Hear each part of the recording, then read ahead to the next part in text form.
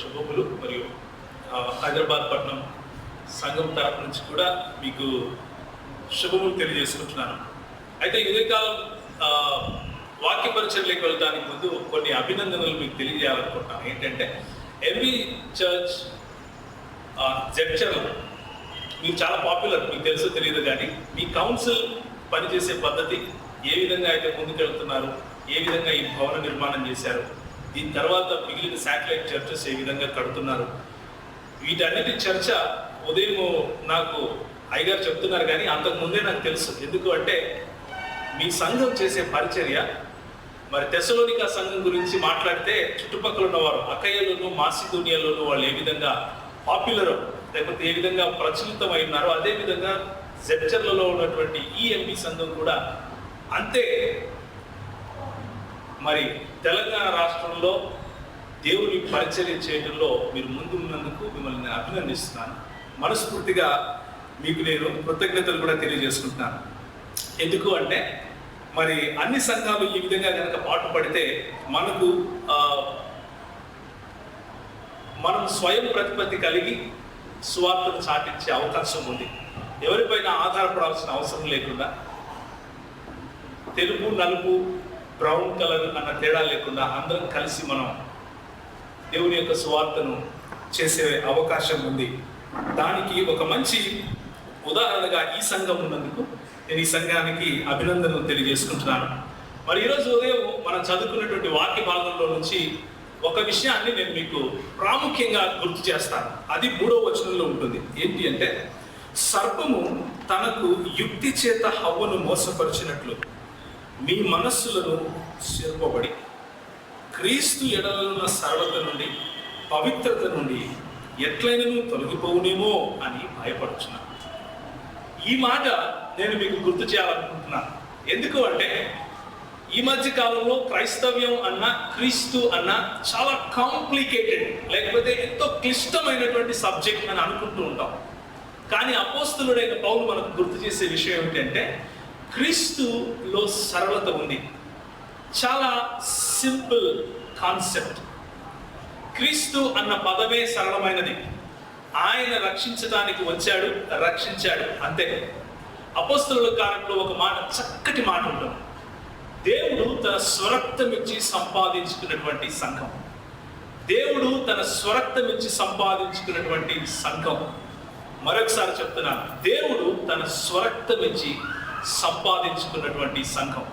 ఆ సంఘాన్ని పునరుద్ధరీకరించడం కోసం, ఆ సంఘానికి ఇవ్వబడిన లేఖనాలను పారాయణం చేస్తూ, వాటిని చదువుతూ, వాటిని వివరించి చెబుతూ, మత్తయి సువార్త 28వ అధ్యాయంలో యేసు ప్రభువు వారు ఇచ్చినటువంటి ఆజ్ఞను తీసుకుని అపోస్తలులు ముందుకు వెళ్ళారు. అపోస్తలులు ముందుకు వెళ్ళి సంఘ స్థాపన చేశారు. సంఘ స్థాపన చేసిన ప్రతి చోట నేర్పించినటువంటి మాటలు కొన్ని ఉన్నాయి. అవి ఏమిటి అంటే, లేకపోతే వాళ్ళు ప్రాక్టీస్ చేసినటువంటి విషయాలు కొన్ని ఉన్నాయి. అపోస్తలుల కార్యములు 2వ అధ్యాయం 42వ వచనం కనుక మీరు చూస్తే చక్కటి మాట అందులో ఉంటుంది. ఏమనుంటుంది అంటే, వారు అపోస్తలుల బోధ యందును, సహవాసమందును, రొట్టె విరుచుట యందును, ప్రార్థన యందును ఎడతెగకయుండురి అన్న మాట ఉంటుంది. ఎవరైతే ఈ లేఖనాలను గ్రహించారో, ఎవరైతే యేసుక్రీస్తు యొక్క సరళతను, యేసుక్రీస్తులో ఉన్నటువంటి పవిత్రతను గ్రహించగలిగారో, ఎవరైతే వారిని యేసుక్రీస్తు యొక్క శిష్యులుగా పిలువబడటానికి, లేకపోతే యేసుక్రీస్తు యొక్క శిష్యులుగా ఎగతాళి చేయబడటానికి కూడా, గేలి చేయబడటానికి కూడా ఇష్టపడ్డారో వారి గురించి మాట్లాడుతున్నారు. అయితే ఇప్పుడు అలాంటి సందర్భంలో స్టెఫెను అనే వ్యక్తి ఒక ఆయన ముందుకొచ్చి 12 మంది అపోస్తలులు చేస్తున్నటువంటి పనిలో వాళ్ళకి సమయం చాలక స్టెఫెను పిలిచారు. అయ్యా స్టెఫెను నువ్వు రా అంటూ ఒక 6 మందిని సెలెక్ట్ చేసుకున్నారు. 6 మందిలో స్టెఫెను ఒకడు. ఆయన పరిశుద్ధాత్మ చేతను, జ్ఞానము చేతను నిండిన వాడే, దేవుని కొరకు గొప్ప కార్యములు చేశాడు అని అపోస్తలుల కార్యం 6వ అధ్యాయంలో ఉంటుంది. ఆ గొప్ప కార్యములు ఏంటి అంటే, ఆయన ధైర్యముగా మాట్లాడేవాడంట. ధైర్యముగా నిలబడి మాట్లాడేవాడు. అలాంటి మాటలు ఒకరోజు మాట్లాడుతూ ఉంటే ఆయనను రాళ్లతో కొట్టారు.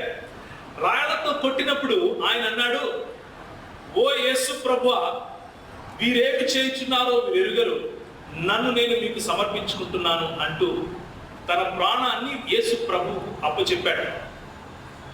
ఆ దినాన అపోస్తలుడైన పౌలు అనే వ్యక్తికి జననం కలిగింది. అపోస్తలుడైన పౌలు అనే వ్యక్తి ఆత్మీయ జీవితంలో ఒక అలజడి మొదలైంది. క్రైస్తవులను పట్టుకుని చంపాలనుకున్నాడు, సంఘ స్థాపన జరగకుండా ఆపాలనుకున్నాడు. కానీ ఇప్పుడు యేసు ప్రభువు చేత పట్టబడిన తరువాత క్రీస్తు ఖైదీని నేను అని చెప్పుకునే ఈ అపోస్తలుడైన పౌలు ఏం మాట్లాడుతున్నాడు అంటే, క్రీస్తు ఎడలనున్న సరళత నుండి, పవిత్రత నుండి ఎట్లయినా తొలగిపోవునేమో అని భయపడుచున్నాను అంటున్నాడు. I'm afraid. నాకు భయంగా ఉంది ఈ సంఘాన్ని చూస్తే, సార్వత్రిక సంఘాన్ని చూస్తే నాకు భయంగా ఉంది. ఎందుకు అంటే యేసుక్రీస్తులో ఉన్నటువంటి సరళతను కోల్పోతున్నామేమో, యేసుక్రీస్తులో ఉన్నటువంటి పవిత్రతను కోల్పోతున్నామేమో అన్న భయం. ఆ వచనం తరువాత ఆయనకు ఉన్నటువంటి భయాన్ని కొంచెం విశదపరుస్తున్నాడు. He's explaining a little bit more about his fear. అదేంటి అని కనుక చూస్తే 4వ వచనంలో చక్కటి మాట ఉంటుంది. ఏవైనా వచ్చిన వాడు ఎవడైనను మేము ప్రకటింపని మరి యొక్క యేసును ప్రకటించినను, లేక మీరు పొందని మరి యొక్క ఆత్మను మీరు పొందినను, మీరు అంగీకరింపని మరి యొక్క స్వార్థ మీరు అంగీకరించినను మీరు వారిని గూర్చి సహించడం యుక్తమే అంటున్నాడు. అంటే వ్యంగ్యంగా మాట్లాడుతున్నాడు. ఇక బాగానే ఉంది మీ బతుకు అని చెప్తున్నాడు. బేసిక్గా యుక్తమే అంటే మీరు అలా చేయండి అని కాదు, వ్యంగ్యంగా మాట్లాడుతున్నాడు. ఇక మీరు అది కూడా చేస్తే ఇక మీ ఇష్టం నాయన అని చెప్తున్నాడు. What is this? What are these 3 important things that makes heart of Paul so shivering? పౌలు యొక్క హృదయాన్ని కలవరపరిచే ఈ 3 విషయాలు ఏంటి అని మనం చూడాలి. 3 విషయాల్లో క్రైస్తవ్యంలో ఉన్నటువంటి సరళతను ఆయన మనకు చెప్తున్నాడు. క్రైస్తవ్యంలో ఉన్నటువంటి పవిత్రతను ఆయన మనకు చెప్తున్నాడు. మొదటిది, మేము ప్రకటింపని క్రీస్తు. రెండవది, మేము ప్రకటింపని ఆత్మ. మూడవది, మేము ప్రకటింపని సువార్త. మేము ప్రకటింపని క్రీస్తు, మేము ప్రకటింపని ఆత్మ, మేము ప్రకటింపని సువార్త. ఈ 3 విషయాలలో కనుక మీకు క్లారిటీ, ఈ 3 విషయాలలో కనుక మీరు స్పష్టంగా అర్థం చేసుకోగలిగితే, ఈ 3 విషయాలను, క్రైస్తవ్యం యొక్క సరళత మీ ముందు కళ్ళకు కట్టినట్లుగా ఉంటుంది. నేను గుడ్ ఫ్రైడే దినాన్ని తరువాత మరి పునరుత్థాన దినం ముందు రోజు అంటే శనివారం ఒక రోజు కింద ఈ ఆలయానికి క్రింద ఉన్నటువంటి ప్రదేశంలో ఒక టాక్ ఆర్గనైజ్ చేసినప్పుడు వచ్చాను. మీలో చాలా మంది నేను చూస్తున్నాను, మీరు వచ్చారు. ఆ రోజు మనం ఏదైతే మాట్లాడుకున్నామో అలాంటి మాటలే ఈరోజు మాట్లాడుకోబోతున్నాం. అయితే ఈ మాటలు ప్రాముఖ్యంగా సంఘాన్ని బలపరచడం కోసం అని నేను భావిస్తున్నాను. ప్రాముఖ్యంగా సంఘంలో ఉన్నటువంటి యవనస్తులు, సంఘంలో ఉన్నటువంటి మధ్య వయస్కులు, సంఘంలో ఉన్నటువంటి పెద్దవారు బలపడటం కోసం ఉపయోగపడాలి అని నేను ప్రభువుని మనస్ఫూర్తిగా కోరుకుంటున్నాను. ఒకసారి కనుక 15వ అధ్యాయం అపోస్తలుల కార్యం చూస్తే అక్కడ కొన్ని సంఘటనలు కనిపిస్తాయి.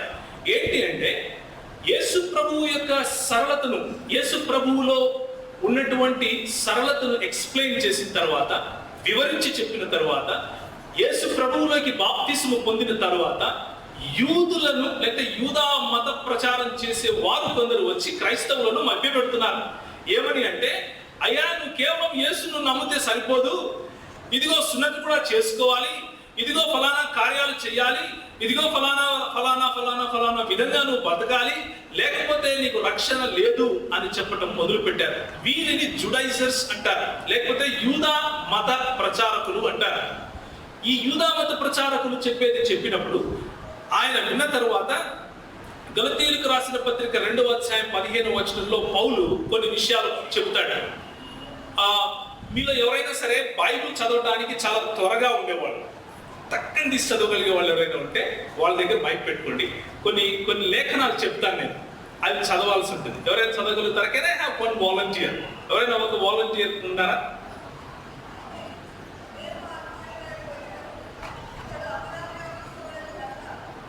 అమ్మ గలతీయులకు రాసిన పత్రిక 2వ అధ్యాయము మొదటి 5 వచనాలు, 1 నుంచి 5 వరకు.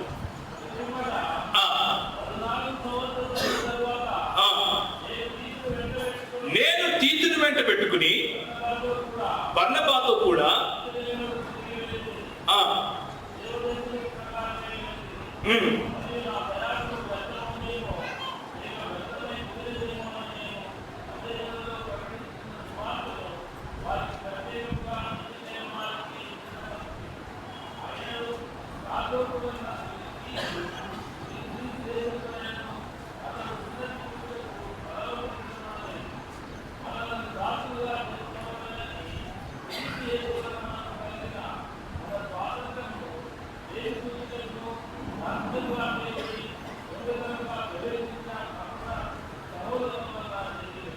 కపట సహోదరులు కొంతమంది మనము స్వాతంత్రం కలిగి క్రీస్తులో సరళతను సంపాదించుకుని జీవించాలి అని క్రీస్తు ఆశిస్తూ ఉంటే, కపట సహోదరులు కొంతమంది మనం చేయవలసిన అవసరం లేనటువంటి విషయాలు మన దగ్గర తీసుకొని చెప్తూ ఉంటారు. ఇది చెయ్యాలి లేకపోతే నువ్వు క్రైస్తవుడి కాదు అంటారు. కొంతమంది బ్యాగ్ వేసుకొని వస్తారు, కొంతమంది తలకు టోపీ పెట్టుకొని వస్తారు, కొంతమంది కోట్ వేసుకొని వస్తారు, కొంతమంది తెల్లబట్టలు వేసుకొని వస్తారు. ఏం చేసినా చివరికి సాతాను చేసే ప్రయత్నం ఏమిటి అంటే క్రీస్తులో ఉన్న సరళత నుండి మనల్ని దూరపరచాలి, క్రీస్తులో ఉన్న పరిశుద్ధత పవిత్రత నుంచి మనల్ని దూరపరచాలి. లా లేకపోతే ధర్మశాస్త్రము అన్నది కొట్టివేయబడింది. యేసు క్రీస్తులో, క్రీస్తు యొక్క శాస్త్రములో మనం బ్రతుకుతున్నాము. అది ఏమిటి అంటే ధర్మశాస్త్రము కంటే ఉన్నతమైనటువంటి నైతిక విలువలు కలిగినటువంటి జీవితము అన్న విషయాన్ని మరచిపోయి బయటికి కనిపించే కొన్ని పనులు చేయడం ద్వారా మనం క్రైస్తవులము కాదు అని నిర్ధారించే దౌర్భాగ్యం పరిస్థితులకి సంఘాన్ని ఈడ్చుకొని వెళ్ళే ప్రయత్నం చేస్తారు. ఆ సందర్భంలో చెప్తున్నటువంటి మాటలు, ఆ సందర్భంలో పౌలు ఏమంటున్నాడు అంటే, ఆ క్రీస్తుని మేము ప్రకటించలేదు, ఆ సువార్తను మేము ప్రకటించలేదు, ఆ ఆత్మను మేము మీకు పరిచయం చేయలేదు. ఇక అలాంటి వాళ్ళను కూడా మీరు సహిస్తే ఇక బాగానే ఉంది మీరు అంటూ వ్యంగ్యంగా చెప్తున్నాడు. ఈరోజు కనుక మనం చూస్తే మన ముందు చాలా మంది క్రీస్తులు ఉన్నారు. ఒకడంటాడు యేసు క్రీస్తు కేవలం పైగంబర్ అంటాడు, ఒకడంటాడు యేసు క్రీస్తు కేవలము మికాయేలు దూత అంటాడు. ఎవరు తెలుసా మీకు? మికాయేలు దూత అంటే యేసు క్రీస్తు నిజానికి ఆయనేమి దేవుడు కాదు అని చెప్పేవాళ్ళు క్రైస్తవులలో నుంచే పుట్టుకొచ్చిన వాళ్ళు ఉన్నారు. క్రైస్తవులలో మీతో పాటు కూర్చుని బైబిల్ చదువుతూ ఈరోజు యేసుక్రీస్తు మరియు పరిశుద్ధాత్ముడు అన్నదమ్ములు, వాళ్ళిద్దరూ దేవునికి పుట్టినవారు అని చెప్పేవారు ఉన్నారు. తొడలు కొడతారు, మీసాలు తిప్పుతారు. కానీ ఎవరు? యేసుక్రీస్తు సరళతలో నుండి మనల్ని తొలగించే ప్రయత్నం చేసేవారు, యేసుక్రీస్తులో ఉన్న పవిత్రతలో నుండి మనల్ని తొలగించే ప్రయత్నం చేసేవారు. ఎక్కడో దూరదేశాల్లో పుట్టి వారి కుటుంబాలను విడిచిపెట్టి వస్తూ కాఫిన్ బాక్స్, లేకపోతే కాఫిన్ బాక్స్ ఏమంటాం మనం, సమాధి పెట్టెలు, శవ పెట్టికలు తీసుకుని మరీ వచ్చారు. తీసుకుని మరీ వచ్చి ఎంబీ చర్చలు స్థాపించారు. ఊరికే కాదు. ఇక అలాంటి వారిని కూడా మీరు సహిస్తే బాగానే ఉంది అంటూ మన పెద్దలు మాట్లాడటం గుర్తు తెచ్చుకోమని నేను చెప్తున్నాను. ఇక అలాంటి వారిని కూడా సహిస్తే బాగానే ఉంది అని ఆ రోజు పౌలు చెప్పినట్లుగా ఈరోజు మన ముందు నడిచినటువంటి మన పెద్దలు మనకు గుర్తు చేస్తున్నారు అని నేను మీకు గుర్తు చేస్తున్నాను. వారు పరిచయం చేయని క్రీస్తును ఎవడైనా పరిచయం చేస్తున్నాడు అన్నది మనం చూడాలి. ఒకసారి చూస్తే మత్తయి రాసిన సువార్త 16వ అధ్యాయము 16వ వచనము. ఎవరు ఈ క్రీస్తు? నిజానికి ఎలాంటి క్రీస్తును మనం నమ్మాలి? సంఘము ఏ క్రీస్తుకు దాసురాలు? సంఘము ఏ క్రీస్తుతో పెళ్లి చేయబడింది, వివాహానికి ప్రదానం చేయబడింది? ఏ క్రీస్తు కోసం మనము నిష్కలంకమైన కన్యకగా సమర్పించబడటానికి తయారవుతున్నాం అని చూడాలి. మత్తయి సువార్త 16వ అధ్యాయం 16వ వచనం. నీవు సజీవుడవగు దేవుని కుమారుడవు. ఏ క్రీస్తుని మనం నమ్ముతున్నాం? సజీవుడైన దేవుని కుమారుడు. సజీవుడైన దేవుని కుమారుడు కానీ క్రీస్తును ప్రకటించే వాళ్ళు వస్తే వాళ్ళను సహిస్తే ఇక బాగానే ఉంది. సజీవుడైన దేవుని కుమారుడు. దేవుని కుమారుడు అంటే ముందు దేవుడు ఏమై ఉండాలి? తండ్రి అయి ఉండాలి. తండ్రి కానివాడికి కుమారుడు ఉంటాడంటారా? సజీవుడైన దేవుని కుమారుడు అని అంటే ముందు దేవుడు తండ్రి అయి ఉండాలి. మన దగ్గరికి వస్తారు సహోదరులు కొంతమంది, దేవుడు దేవుడేనయ్యా, దేవునికి నీకు మధ్య ఉన్న సంబంధం మహా అయితే ఏమై ఉంటుందో తెలుసా? ఆయన రాజు, నువ్వు ఒక బంటు, అంతే. కానీ మనకు పరిచయం చేయబడిన క్రీస్తు తండ్రిని పరిచయం చేశాడు. నన్ను చూస్తే ఎవరిని చూసినట్లు అన్నాడు? తండ్రిని చూసినట్లు అన్నాడు. తండ్రి నుంచి మిమ్మల్ని బయటికి లాగే సువార్త కాదు. దేవుడు తండ్రి కాదు అని చెప్పే క్రీస్తు మన క్రీస్తు కాదు.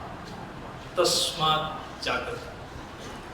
చాలా మంది బైబిల్లోని కొన్ని వాక్యాలు బట్టి పట్టేసి ముందు నిలబడుకొని ప్రజలను మభ్యపెట్టే ప్రయత్నం చేస్తారు.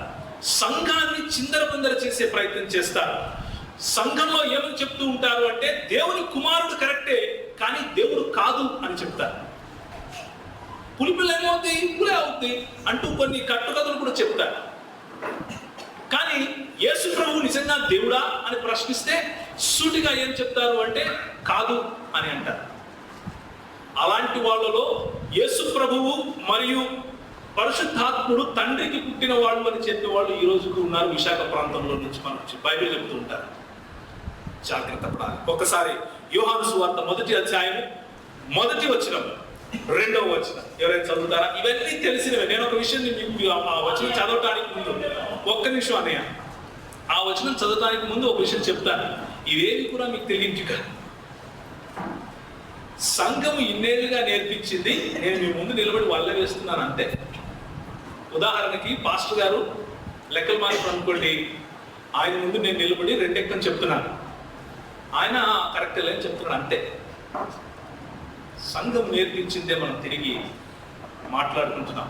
ఆదియందు వాక్యం ఉండెను, వాక్యము దేవుని యొద్ద ఉండెను, వాక్యమే దేవుడై ఉండెను. 14వ వచనానికి వస్తారా?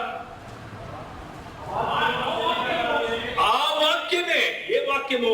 ఏ వాక్యమైతే దేవుని వద్ద ఉండెనో, ఏ వాక్యమైతే దేవుడై ఉండెనో ఆ వాక్యము శరీరధారి అయి కృపా సత్య సంపూర్ణుడిగా మన మధ్య సంచరించాడు. Full of grace, full of grace. కృప సత్యము రెండింటిని సంపూర్ణం చేసుకుని మన ప్రభు మన ముందు నడిచాడు.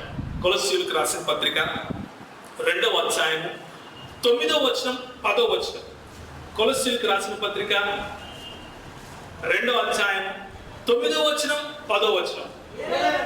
ఏలైనగా దేవత్వము యొక్క పరిపూర్ణత లేకపోతే సంపూర్ణత శరీరముగా క్రీస్తునందు నివసించుచున్నది. ఏ క్రీస్తును మనం నమ్ముతున్నాం? దేవత్వము యొక్క పరిపూర్ణత లేకపోతే దేవత్వము యొక్క సంపూర్ణత. If God is equal to X, దేవుడు ఈజ్ ఈక్వల్ టు ఎక్స్ అని అంటే ఎక్స్ ఈజ్ ఈక్వల్ టు క్రీస్తు అని చెప్పాలి. That is what the formula is introducing us with. పౌలు మనకి ఏం నేర్పిస్తున్నాడు అంటే దేవత్వం యొక్క పరిపూర్ణత యేసుక్రీస్తు అనే శరీరంలో ఉంది అని చెప్తున్నాడు. ఏ మాట మనం చూసాం? యోహాను సువార్త 1వ అధ్యాయం 1వ వచనం 14వ వచనం చూస్తే మనకు స్పష్టంగా తెలుస్తాం. యేసు ప్రభువు దేవుని కుమారుడు మాత్రమే కాదు, స్వయంగా దేవుడు.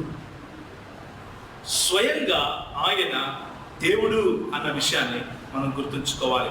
1 కొరింథీయులకు రాసిన పత్రిక, కొరింథీయులకు రాసిన మొదటి పత్రిక 15వ అధ్యాయం మొదటి 4 వచనాలు 1 నుండి 4 వరకు. సహోదరులారా, నేను మీకు ప్రకటించిన సువార్తను మీకు తెలియపరుస్తున్నాను. ఇప్పుడు జాగ్రత్తగా మొదటిగా మనం ఏం చూసాం? ఏ క్రీస్తును మనం నమ్మాలో మనం చూసాం. ఇప్పుడు ఏ సువార్తను నమ్మాలో చెప్తున్నాను. చెప్పండి, చదవండి. మీరు దానిని అంగీకరించారు, దానినే నిలుచున్నారు. మీ విశ్వాసము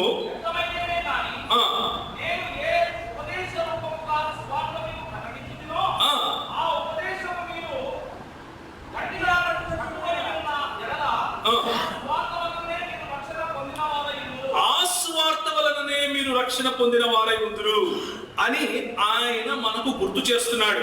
ఇప్పుడు యోహాను సువార్త 3వ అధ్యాయం 16వ వచనం చూడండి. నోటికొస్తే చాలా ఉంది, చూడాల్సిన అవసరం లేదు. దేవుడు లోకమును ఎంతో ప్రేమించను. లవ్, ప్రేమ అనేది సువార్త. తండ్రి మనల్ని ప్రేమించాడు, ఇదే సువార్త. తండ్రి ప్రేమించి తప్పిపోయిన మనల్ని అలా వదిలేయలేదు. వీడు నాశనం అయిపోయాడరా ఈయన వదిలేయి అని అనలేదు. మనల్ని ప్రేమించాడు కాబట్టి ఎప్పుడూ విడిపోని తండ్రి కుమార పరిశుద్ధాత్మలుగా ఎల్లకాలం మొదలు లేకుండా అంతము లేకుండా జీవించినటువంటి త్రియేక దేవుడు తన కుమారుణ్ణి మన కోసం ఇచ్చాడు. తన కుమారుణ్ణి మన కోసం ఇచ్చాడు. ఆయన యందు విశ్వాసం ఉంచువాడు నశించడు, నిత్య జీవం పొందుతాడు. ఇది సువార్త. నిత్య జీవం పొందుతాడు. నిత్య జీవం ఎందుకు? ఆయనతో తిరిగి జీవించటానికి, ఆయనతో తిరిగి ఆయన సన్నిధిలో గడపటానికి.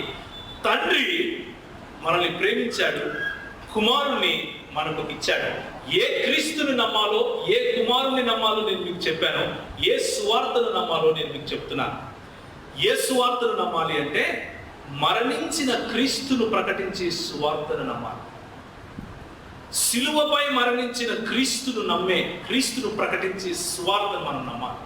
సిలువపై మరణించిన క్రీస్తు మాత్రమే కాదు, సిలువపై మరణించి 3వ దినం తిరిగి లేచి పునరుత్థానుడై మన కోసం మృత్యువును జయించినటువంటి క్రీస్తును మనం నమ్మాలి. మృత్యువును జయించినటువంటి ఆ సువార్తను మనం నమ్మాలి. మృత్యువును జయించినటువంటి క్రీస్తు మన క్రీస్తు కాదు.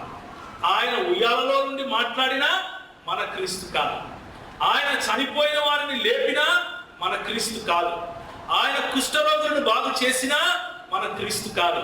ఇంకా ఎన్ని పనులు చేసినా మన క్రీస్తు కాదు. మన క్రీస్తు, బైబిల్ ప్రకటించే క్రీస్తు ఎవరు అంటే మరణాన్ని జయించి, శిలువపై మరణించి మరణాన్ని జయించి మృత్యుంజయుడై లేచి మన కోసం మరణమా నీ ముళ్ళెక్కడా అని ప్రశ్నించాడు. అది సువార్త. ఆ సువార్తను మనం విడిచిపెట్టుకోవాలి. ఆ సువార్తను జడ్జల సంఘం పట్టుకోవాలి. ఆ సువార్త నుంచి మనల్ని క్రీస్తు సర్వత నుంచి వేరు చేయడానికి చాలా మంది వస్తారు. సంఘంలో నుంచి వస్తారు, సంఘం బయట నుండి వస్తారు. టోపీలు పెట్టుకున్న వాళ్ళు మనకు పెద్దగా వాళ్ళు చేసే నష్టం ఏమీ లేదు. సంఘంలో నుంచి వచ్చే వాళ్ళతోనే నష్టం. జాగ్రత్త. సంఘంలో నుంచే లేచి క్రీస్తు దేవుడు కాదు అని చెబుతారు. సువార్త అంటే కేవలము యేసు ప్రభువు నమ్మటం కాదు, ఇది కూడా చేయాలి అని చెప్పేవాళ్ళు వస్తారు. జాగ్రత్త. వారిని కూడా మీరు ఇక భరిస్తే ఇక బాగానే ఉంది అని పౌలు చెప్తారు. 11వ అధ్యాయం 4వ వచనం, 2వ కొరింథీయులకు రాసిన పత్రిక. Father loved us and he sacrificed his son. 1 కొరింథీయులకు రాసిన పత్రిక 15వ అధ్యాయం. ఇప్పుడు 3, 4 వచనాలు చదవండి దయచేసి. మీరు 1, 2 చదివారు ఆల్రెడీ. 3, 4 వచనాలు.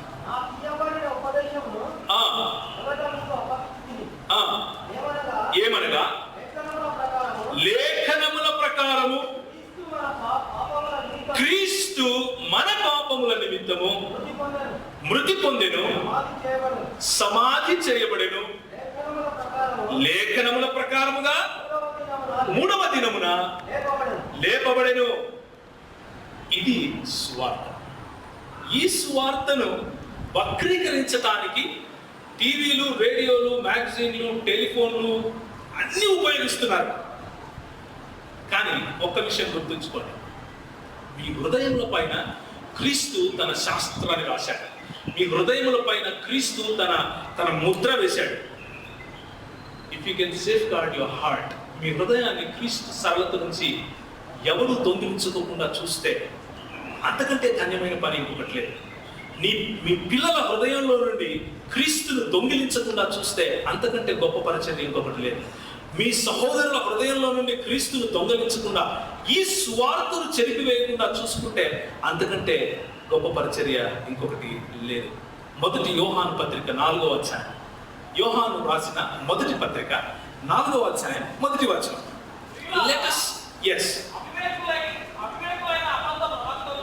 అవివేకులైన అబద్ధ ప్రవక్తలు లోకంలోనికి బయలు వెళ్ళున్నారు కనుక ప్రతి ఆత్మను నమ్మకండి. అంటే అర్థం ఏమిటి అంటే చాలా ఆత్మలు ఉన్నాయి, అవునా కదా? ప్రతి ఆత్మను నమ్మకండి అంటే చాలా ఆత్మలు వచ్చేసాయి. పౌలు ఏమంటున్నాడంటే, మేము ప్రకటించని క్రీస్తును మీరు నమ్మితే ఇక బాగానే ఉంది, మేము ప్రకటించని స్వార్థను నమ్మితే ఇక దరిద్రం తీరినట్టే మీకు. ఇక అన్నింటినీ మించి మేము పరిచయం చేయని ఆత్మను కనుక మీరు పొందితే ఇక మీ కర్మ అంటున్నాడు. చాలా ఆత్మలు ఉన్నాయి, మేము పరిచయం చేసిన ఆత్మ వేరు. ఒక ఆత్మ వస్తే ఒకరికి పూనకం వస్తుంది, ఇంకొక ఆత్మ వస్తే ఆయన వాంతి చేసుకుంటాడు, ఇంకొక ఆత్మ వస్తే ఆయన నవ్వుతూనే ఉంటాడంట, ఇంకొక ఆత్మ వస్తే ఆయన డాన్స్ చేస్తూనే ఉంటాడు, ఇంకొక ఆత్మ వస్తే ఇంకేదేదో చేస్తాడు. పరిశుద్ధాత్ముడు మన జీవితంలో వచ్చినప్పుడు ఏం చేస్తాడో తెలుసా? ఆయన పేరులోనే ఉంది. ఆయన ఏం చేస్తాడు? పరిశుద్ధ సర్వసత్యంలోకి నడిపిస్తాడు. Absolutely correct. పరిశుద్ధతను తీసుకుని వస్తాడు. క్రీస్తులో ఉన్నటువంటి సర్వత నుండి మనల్ని పోగొట్టకుండా చూస్తాడు. క్రీస్తులో ఉన్నటువంటి పవిత్రతను మన జీవితంలో నిండుగా ఉంచుతాడు. అన్న చెప్పినటువంటి మాటలు ఒకసారి చూద్దాం. సర్వసత్యంలోకి నడిపించే ఆత్మ. యోహాను సువార్త 16వ అధ్యాయం. యోహాను సువార్త 16వ అధ్యాయం 12 నుంచి 13 వచనాలు. ఇదే మాటలు యోహాను సువార్త 14వ అధ్యాయంలో కూడా ఉంటాయి. నేను ఇక్కడ నుంచి వెళ్ళిపోవటం మీకు మంచిది, నేను కనుక వెళ్తే మిమ్మల్ని సర్వసత్యంలో నడిపించడానికి వేరొక ఆదరణకర్తను తండ్రి పంపిస్తాడు అని మరి ప్రభు అయిన యేసుక్రీస్తు వారు శిష్యులతో చెప్పిన తర్వాత 16వ అధ్యాయంలో ఈ మాట చెప్తున్నారు. చదువుతారా? అయితే ఆయన అనగా సత్య స్వరూపి అయిన ఆత్మ వచ్చినప్పుడు మిమ్మును సర్వసత్యంలో. ఇప్పుడు కొంతమంది వస్తారు మన దగ్గరికి, ఏమని చెప్తారు అంటే, అరే చూసావా, సర్వసత్యంలోకి నడిపించాలి, మరి బైబిల్లో ఈ మాట ఉందా? సర్వసత్యంలో ఉన్నప్పుడు బైబిల్లో ఈ మాట కూడా ఉండాలి కదా. కానీ మా ధర్మం, మా మతంలో చూడండి, మా ప్రవక్త ఏం చెప్పాడు అంటే, మా ప్రవక్త చాలా విషయాలు చెప్పాడు, అన్ని విషయాల్లోనూ ఆయన మనల్ని సత్యంలోకి నడిపిస్తున్నాడు, కాబట్టి ఈ మాటలు ఎవరి గురించి కాదు, ఫలానా ప్రవక్త గురించి అని చెప్తారు. మేము పరిచయం చేయని ఆత్మను కనుక మీరు పొందుకుంటే ఇక బాగానే ఉంది. అపోస్తలులు పరిచయం చేయని ఆత్మ. ముందుకు చదవండి అదే మాట తర్వాత. ఆయన తనంతట తానే ఏది చెప్పడు. నంబర్ 1, దేన్ని వింటాడో వాటినే బోధిస్తాడు. సంభవింపబోయే సంగతులు చెబుతాడు. ఆ తర్వాత ఆయన నా వాటిలోనివి తీసుకుని నీకు తెలియజేయను కనుక నన్ను మహింపరుస్తాడు. ఎవరిని మహింపరుస్తాడు? ఈ ఆత్మ ఎవరిని మహింపరుస్తాడు? ప్రభువును మహింపరుస్తాడు. ఈ ఆత్మ ఎవరైతే సర్వసత్యంలోకి నడిపించడానికి వస్తున్నాడో ఆ ఆత్మ యేసు ప్రభువును మహిమపరుస్తాడు. యేసు ప్రభువు చేసిన శిలువ కార్యాన్ని మహిమపరుస్తాడు. యేసు ప్రభువు చేసిన రక్షణ కార్యాన్ని గొప్పగా చెబుతాడు. అంతేకాని యేసు ప్రభువును కించపరచి అవమానపరచి ఆయన చనిపోలేదని చెప్పి, ఆయన తిరిగి లేలేదని చెప్పి, ఆయన దేవుడు కాదు అని చెప్పి, ఆయన మానవుడు అని చెప్పి, ఆయన కేవలం ప్రవక్త అని చెప్పి సంఘాన్ని మభ్యపెట్టాడు. జాగ్రత్త. వచ్చే ప్రతి ఆత్మ దేవుడి నుంచి వచ్చిన ఆత్మ కాదు.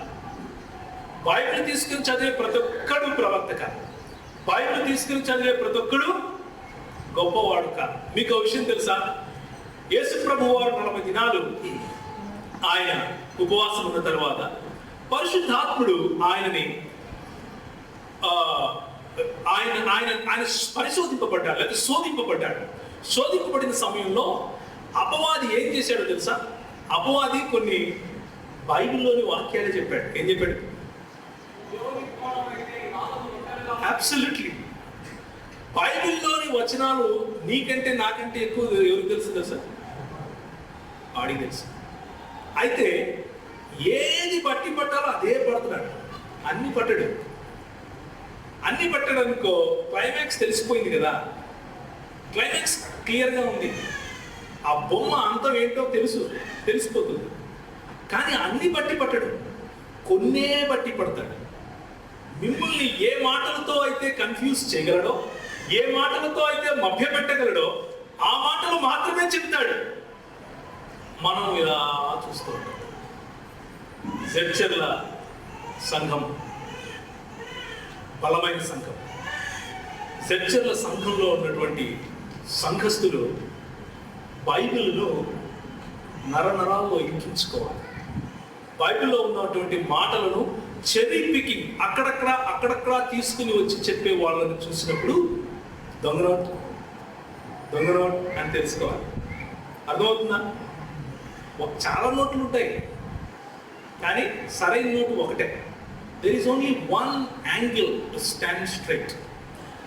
నిటారుగా నిలబడటానికి ఒక్క యాంగిలే ఉంది. ఏంటది? 90 డిగ్రీలు. 91 డిగ్రీ అయినా 89 డిగ్రీలు అయినా ఒకనొక రోజు పడిపోతుంది.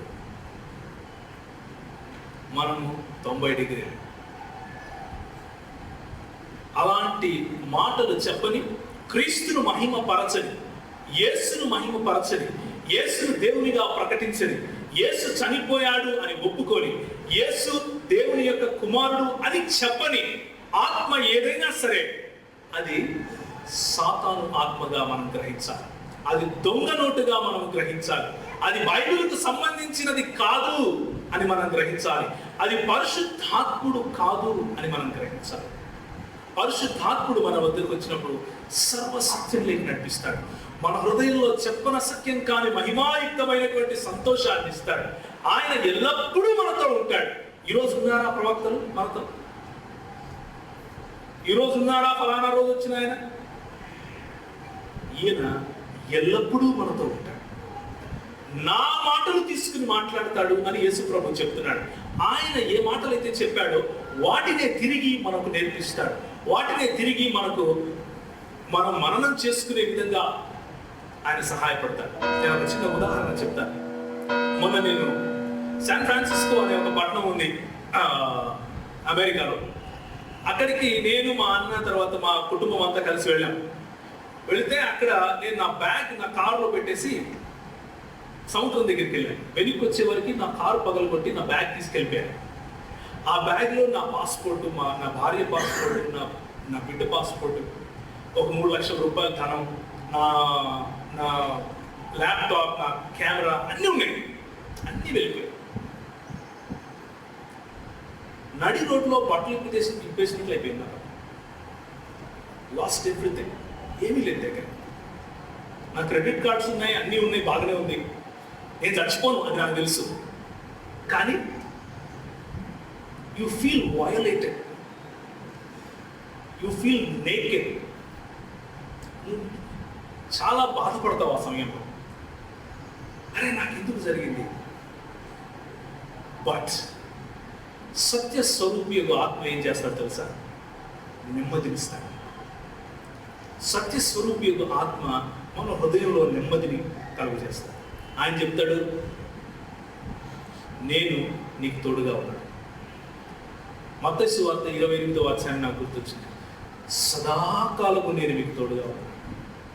ఇది మొదలుకొని సదాకాలము నేను నీకు తోడుగా ఉన్నాను. కొట్టబడ్డావు కానీ చావు, ఆకలి కొట్టావు కానీ చచ్చిపోవు అంటూ దేవుని వాక్యంలో ఉన్నటువంటి నియమాలు కొన్ని గుర్తు చేస్తూ వచ్చాడు. అది పరిశుద్ధాత్ముడు చేసే పని. పరిశుద్ధాత్ముడు నిన్ను బలపరుస్తాడు. పరిశుద్ధాత్ముడు యేసు ప్రభువు చెప్పిన మాటలు, అపోస్తలుడు నేర్పించినటువంటి ఆ సత్యాల పైన నిన్ను కడతాడు. నీ జీవితాన్ని బలపరుస్తాడు. ఆయన ఒక మాట చెప్పాడు, నీకు నీ పాస్పోర్ట్లు వస్తాయి, నాకు వచ్చాయి. ఆ మరుసటి రోజే నా పాస్పోర్ట్లు నా దగ్గరికి వచ్చాయి. ఫోన్ చేసి మరి తీసుకొచ్చి ఇచ్చాడు. పరిశుద్ధాత్ముడు చేసే పని ఇలా ఉంది. పరిశుద్ధాత్ముడు ఈజ్ ఎ రియల్ గాడ్. ఆయన నిజమైనటువంటి దేవుడు, ఎల్లప్పుడూ మనతో ఉండేటటువంటి దేవుడు. అన్ని సమయాల్లోనూ మనతో ఉండేటటువంటి దేవుడు. ఇక్కడ ఇండియాలోనూ ఉన్నాడు, అక్కడ అమెరికాలోనూ ఉన్నాడు. ఏ ప్రవక్త ఉన్నాడండి? గాబ్రియేలు దూత అని చెప్పే మతాలు కూడా ఉన్నాయి. పరిశుద్ధాత్ముడు అంటే ఇంకెవరో కాదు, గాబ్రియేలు దూత అని. గాబ్రియేలు దూత ఇక్కడ అక్కడ ఒకే చోట ఉంటాడు. దేవుడు మాత్రమే ఉండగలడు. అలాంటి వారిని సర్వవ్యాపి అంటారు. కనుకనే పరిశుద్ధాత్ముని దేవుడు అని మనం పిలుస్తాం. చివరిగా ఒక 2 విషయాలు చెప్పి నేను మీకు ముగిస్తాను. అపోస్తలుల కార్యం 2వ అధ్యాయం 38వ వచనం. అపోస్తలుల కార్యం 2వ అధ్యాయం 38వ వచనం.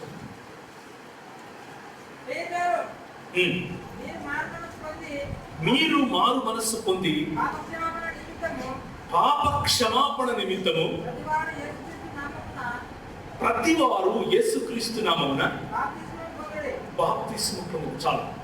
నిజానికి మనకు పరిచయం చేసినటువంటి క్రీస్తు, మనకు పరిచయమైనటువంటి ఆత్మ, మనకు బోధింపబడినటువంటి సువార్త మన జీవితాల్లో ఏం తీసుకొస్తాయి తెలుసా? పాప క్షమాపణ తీసుకొని వస్తాయి. పాప క్షమాపణ పొందిన తర్వాత సరళమైన క్రీస్తును అనుసరిస్తూ పవిత్రతలో ఎదిగే మాటలు నేర్పిస్తాయి. రోజు రోజుకు క్రీస్తు స్వారూప్యంలో ఎదిగే విధంగా మనల్ని తయారు చేస్తాయి. ఈ 3 విషయాలు మర్చిపోని విషయాలు. ఈ 3 విషయాల నుండి క్రైస్తవ సంఘము ఎప్పటికీ డైవర్ట్ అవ్వకూడదు, ఎప్పటికీ ఇంకొక మాట రాకూడదు. అపోస్తలుల కార్యములో 3వ అధ్యాయం 19వ వచనం చదవండి. 3:19.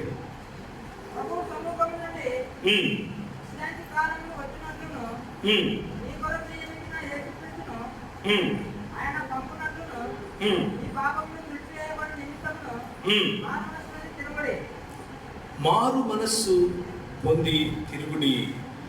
కనుక కేవలము ఈ సువార్త మనకు మారు మనస్సును ఇచ్చి యేసు ప్రభువులో ఉన్నటువంటి ఆ నిరీక్షణను ఇవ్వటం మాత్రమే కాదు, కానీ ఆ నిరీక్షణను ప్రశ్నించే వాళ్ళు వచ్చినప్పుడు, ఆ నిరీక్షణ నుంచి నీ సంఘాన్ని నిన్ను మభ్యపెట్టే వారు వచ్చినప్పుడు ధైర్యంగా నిలబడి మాట్లాడే ధైర్యాన్ని కూడా ఇస్తుంది. 1 పేతురు రాసిన పత్రిక 3వ అధ్యాయం 15-16 వచనాలు చదివి మనం ముగించుకున్నాం. 1 పేతురు 3వ అధ్యాయం 15-16 వచనాలు. నిర్మలమైన మనస్సాక్షి గల వారై. నిర్మలమైన మనస్సాక్షి ఎప్పుడు వచ్చింది? ఈ సువార్తను నమ్మి మారు మనస్సు పొందినప్పుడు. మనం ఇంతకు ముందే చదివాం. మారు మనస్సు పొందినట్లుగా మీ పాపమును విడిచి యేసు ప్రభువు నామమున బాప్తిసం పొందినప్పుడు నిర్మలమైన మనస్సాక్షి మనకు ఇవ్వబడుతుంది. నిర్మలమైన మనస్సాక్షి కలిగిన వారై మీలో ఉన్న నిరీక్షణను బట్టి హేతువు అడుగు ప్రతివాడు, చిన్న అయినా పెద్ద అయినా, వేరే మతస్థుడైనా, టోపీలు పెట్టుకున్నవాడైనా, తెల్ల బట్టలు వేసుకున్నవాడైనా, సంచి తగిలించుకున్నా, ఏ వేసుకోకపోయినా, ఎవరు ప్రశ్నించినా కానీ మన క్రైస్తవ విశ్వాస పునాదుల గురించి, మనము నమ్మినటువంటి క్రీస్తు, మనము నమ్మినటువంటి సువార్త, మనము పొందినటువంటి ఆత్మ విషయమై ఎవరైనా సరే ప్రశ్నిస్తే చదవండి. సాత్వికముతోను భయముతోను సమాధానం చెప్పడానికి ఎల్లప్పుడూ సిద్ధంగా ఉండాలి. చాలు. మీ హృదయములు ఎందుకు క్రీస్తును ప్రభువుగా ప్రతిష్ఠించడం. ఇది స్వార్థ పొంది, సువార్తను గ్రహించి, ఈ క్రీస్తును నమ్మి, ఈ క్రీస్తును నమ్మిన తరువాత ఈ ఆత్మను పొందిన వారు చేసే పని ఇది. ఏంటంటే, నీవు నమ్మిన క్రీస్తు, నీవు విన్న స్వార్థ, నీవు పొందిన ఆత్మ విషయమై, ఈ నిరీక్షణ విషయమే ఎవరైనా సరే హేతువుతో నీ దగ్గరికి వస్తే, ఎందుకు ఇలా నమ్ముతున్నావు, ఎందుకని ఈ ఆత్మే గొప్ప ఆత్మ, ఎందుకని పరిశుద్ధాత్మ పరిశుద్ధతనే తీసుకొని వస్తాడు, ఎందుకని నువ్వు నమ్మిన సువార్త యేసుక్రీస్తు చనిపోయాడని చెబుతా ఉంది, ఎందుకని నువ్వు నమ్మిన సువార్త కారణంగా నీకు రక్షణ ఉంటుంది అని అన్నప్పుడు ధైర్యంగా లేచి నిలబడి ఆనాడు 6వ అధ్యాయము అపోస్తలుల కార్యములో స్టెఫెను మాట్లాడినట్లుగా మాట్లాడటానికి యవనస్తులను పిలుస్తున్నారు. స్టెఫెన్ మాట్లాడినట్లుగా మాట్లాడటానికి పెద్దలను పిలుస్తున్నారు. 3వ అధ్యాయం 15-16 వచనాలు వీలైతే మీ మనసులో ఇంకింప చేసుకో. ఎందుకు అంటే, నీ తల్లిదండ్రులను సన్మానించుము అన్న ఆజ్ఞ ఎంత గొప్పదో ఈ ఆజ్ఞ కూడా అంతే గొప్పది. ఆజ్ఞలలో పెద్ద చిన్న ఏమి ఉండవు. నీ తల్లిదండ్రులను సన్మానించకపోతే దేవుడు ఏం చేస్తాడు? ఆయన ఇబ్బంది పడతాడు. Is not pleased with us. దానికి కాన్సిక్వెన్సెస్ ఉంటాయి, దానికి పర్యవసానం ఉంటుంది. అదేవిధంగా మీ హృదయాలలో యేసు ప్రభువును ప్రభువుగా ప్రతిష్ఠించుకొని నిర్మలమైన మనస్సాక్షి కలిగి సాత్వికముతోనూ భయముతోనూ నిన్ను హేతువు అడిగే ప్రతి వారికి సమాధానం చెప్పాలి అని ఇచ్చినటువంటి ఆజ్ఞ కూడా అంతే గొప్ప. అది పెద్ద ఆజ్ఞ, ఇది చిన్న ఆజ్ఞ కాదు. వ్యభిచారం చేయొద్దు అన్నది మనం పాటిస్తాం, కానీ ఇది చేయి అన్నది మనం పాటించకపోతే సంఘములో తోడేళ్ళు నీ సొంత పిల్లలను చీల్చుకొని తింటాయి, నీ సొంత పిల్లలను ఎత్తుకొని పోతాయి. జడ్చర్ల సంఘం బలమైన సంఘం. జడ్చర్ల సంఘం చుట్టుపక్కల ప్రాంతాల్లో ఒక గవాహి లేకపోతే ఒక టెస్టిమనీ ఉన్న సంఘం. ఆ టెస్టిమనీని నిలబెట్టుకునే బాధ్యత మనది. మనకిచ్చినటువంటి పెద్దలు వాళ్ళు కట్టినటువంటి వాళ్ళు పరిచినటువంటి పునాది పైన మనం కడుతున్నాం. ఇంకా పెద్దగా కట్టాలి, ఇంకా మన పునాదులను పదిలం చేసుకోవాలి, ఇంకా మన పునాదులను గట్టిగా చేసుకోవాలి. మొన్న ఒక ఆయన వచ్చి గట్టిగా మనకు అరబీలో మాట్లాడుతున్నాడు. అంటున్నాడు. అంటే ఆయన దేవునికి కుమారుడు అంటే ఆయన కుమారుడు పుట్టడు. ఆయన ఎవరికి పుట్టాడు? ఆయనకి ఎవరు పుట్టరు. నేను అన్నాను, అయితే ఆయన మా దేవుడు కాదు, ఆయన మా దేవుడు కాదు. ఇదిగో ఆయన ఒక పుస్తకం రాశాను అంటూ నాకు ఒక పుస్తకం ఇచ్చాడు. మా దేవుడు మీ దేవుడు ఒక్కడే. నేను చెప్పాను, దేవుడు ఒక్కడే, ఆ మాటలో డౌట్ లేదు. కానీ నువ్వు నమ్మే దేవుడు నేను నమ్మే దేవుడు ఒకడు కాకపోవచ్చు. Let us be strong. నిలకడగా ఉండాలి. బైబిల్ నేర్పించే సత్యంలో నిలకడగా ఉండాలి. సాత్వికంతోనూ ప్రేమతోనూ భయముతోనూ ఒకరిని సంపాదించుకునే ప్రయత్నం చేయాలి. తల ఉంచుకుంటే ప్రార్థన చేసుకున్నాం. రోమీయులకు రాసిన పత్రిక 6వ అధ్యాయం 23వ వచనం ప్రకారం యేసు ప్రభువు మనకు నిత్య జీవాన్ని ఇవ్వడానికి వచ్చాడు. కేవలము ఆయన ఒకసారి వచ్చిన వాడు మాత్రమే కాదు, కానీ ప్రకటన గ్రంథం 1వ అధ్యాయం 18వ వచనం ప్రకారం ఆయనను పొడిచిన వారు ఆయన తిరిగి వచ్చినప్పుడు మీరు చూస్తారు. ఆయనను పొడిచిన వారు కూడా చూస్తారు, రొమ్మును బాదుకొని మరి చూస్తారు. అయ్యో నేను నమ్మకపోతేనే, ఈ క్రీస్తును నమ్మకపోతేనే నువ్వే క్రీస్తును నమ్ముతున్నావు అని నేను ప్రశ్నిస్తున్నాను. ఆ క్రీస్తు చెప్పినటువంటి సువార్తను నమ్ముతున్నావా అని నేను ప్రశ్నిస్తున్నాను. ఆ క్రీస్తు పరిచయం చేసినటువంటి ఆత్మను నీవు పొంది ఉన్నావా అని నేను నీకు ఒక సవాలు విసురుతున్నాను. 2వ తిమోతియులకు రాసిన పత్రిక 4వ అధ్యాయం 11వ వచనం కనుక మీరు చూస్తే, ఆయన ఈసారి చంటి బిడ్డగా రావటం లేదు, ఆయన ఒక జడ్జ్గా రాబోతున్నాడు. ఆయన ఒక న్యాయాధిపతిగా రాబోతున్నాడు. తీర్పు తీర్చడానికి రాబోతున్నాడు. ఎవరు తీర్పుకు లోనవుతారో తెలుసా?